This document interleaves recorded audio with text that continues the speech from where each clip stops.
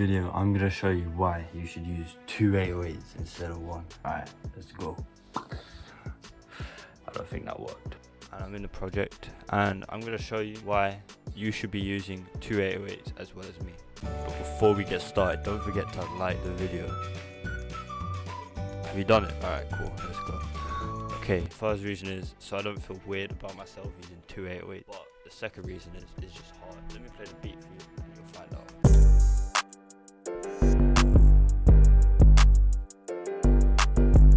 This is what the beat would sound like with only 1 808.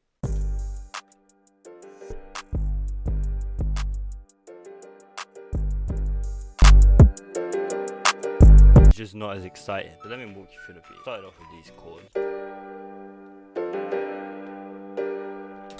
This is just playing the first chord of the scale, which is G minor. So it's G and D sharp.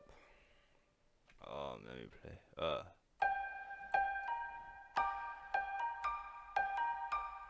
Play on the keyboard for you. See it? Cool. Then I move to this melody.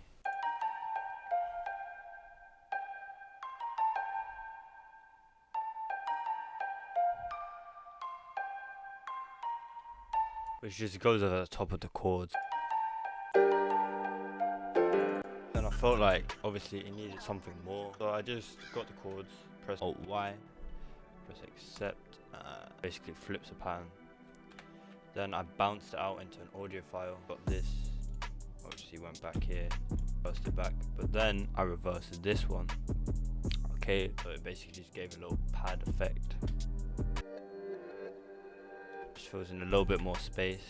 Then I added on a verse, a phaser, and Valhalla Supermassive, Rings Around the World preset, pretty good one. I made it more ambient, I made it just stick in the background more. Then also panned it to the right. On the melody, I added Valhalla Supermassive on space verb 1999 mode. This is just a nice short reverb, makes it sound more thick.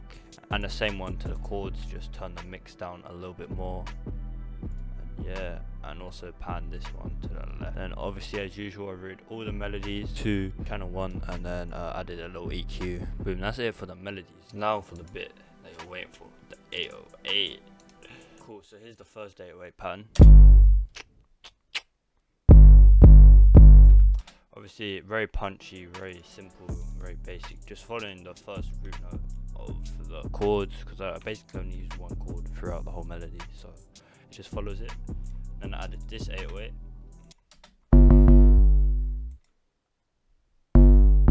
It's a slightly more unique 808, and that's the reason why you should be using more than one 808. It's so you can use the more unique 808 without making your beats sound weird, you know? Because I feel like without this normal 808, this very, not overused, but very commonly used 808, that it would sound kind of weird. The beat would be like, what is this, you know? But because I have both, it's like, oh, this is cool, yo, it just adds another layer to your beat. Like, it's something else for the listener to grab onto. And notice how it doesn't play for most of the beat. Like, it plays twice and then deletes for 3, then plays twice, and it basically only comes in a hook. So yeah, it just gives something else for the listener to grab onto. And then obviously I added a kick in just to add some more punch.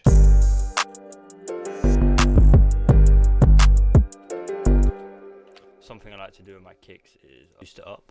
So I press boost and the EQ, and it makes it hit harder and louder. And then a clap, just a basic clap, hi-hats. And these hi-hats will be available in my hi-hat MIDI kit. So if you want it, let me know in the comments. Alright, and then the next thing I did was add 3 open hats. One to hit on the downbeat, another one to hit before the clap and like as a normal open hi-hat, and then one as a reversed open hi-hat. And this again is like the same as using 2 808. They'll just add something more for the listener to grab onto and listen to throughout the song. And then all I did was add a riser, and that's the beat.